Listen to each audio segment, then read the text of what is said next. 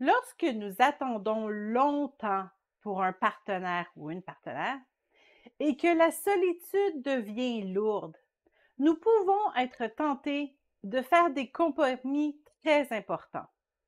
Pourtant, malgré notre exaspération, il ne faut pas perdre de vue le prix de notre âme.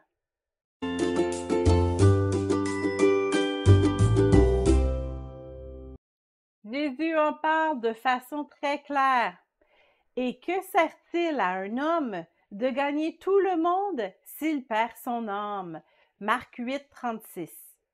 Dans les versets précédents, Jésus dit que nous devons renoncer à notre vie, ne pas chercher à la sauver et se donner entièrement à lui. Ce n'est pas tous les chrétiens qui sont appelés à servir Dieu dans un ministère spécifique à temps plein, mais nous sommes tous appelés à servir Dieu là où nous sommes, à temps plein.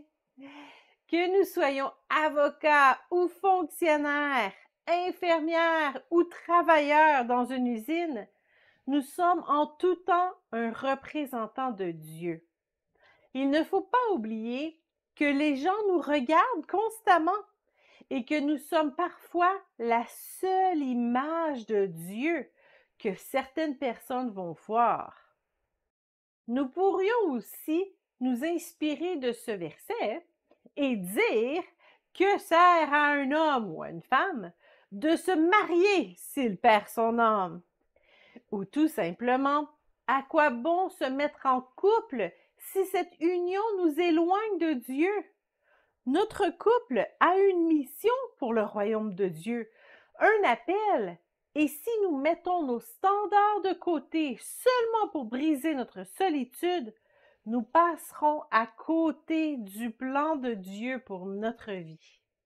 Nous gagnerons peut-être un partenaire, mais à quoi cela nous sert-il si nous y perdons notre destinée, notre feu, notre sel? Vous êtes le sel de la terre, mais si le sel perd sa saveur, avec quoi la lui rendra-t-on? Il ne sert plus qu'à être jeté dehors et foulé aux pieds par les hommes. Matthieu 5, 13.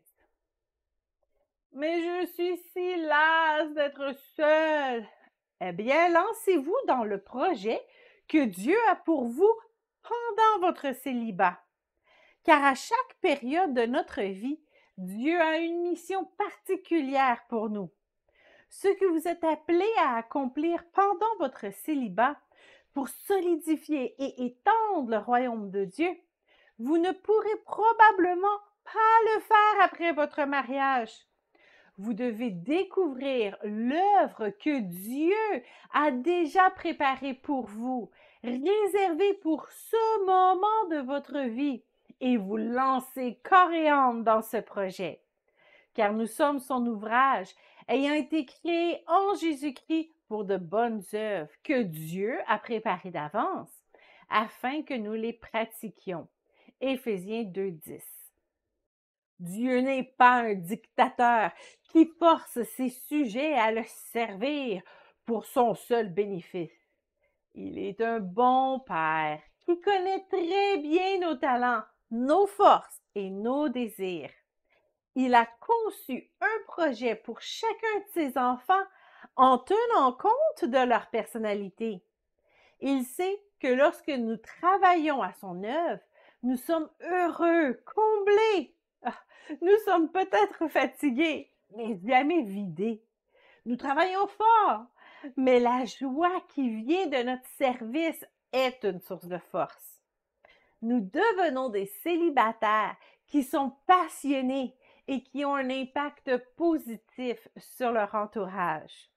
Et cette attitude, elle attire des partenaires de qualité. Nous devrions avoir un amour tellement puissant pour Dieu que nous pouvons dire la tête haute ce que les 3 hommes devant la fournaise ont répondu au roi. Si le Dieu que nous servons peut nous délivrer de la fournaise où brûle un feu ardent, ainsi que tes mains, ô roi, qu'il nous délivre. Mais même s'il ne le fait pas, sache bien, ô roi, que nous n'adorerons pas tes dieux et que nous ne nous prosternerons pas devant la statue d'or que tu as fait ériger. Daniel 3, 17 et 18.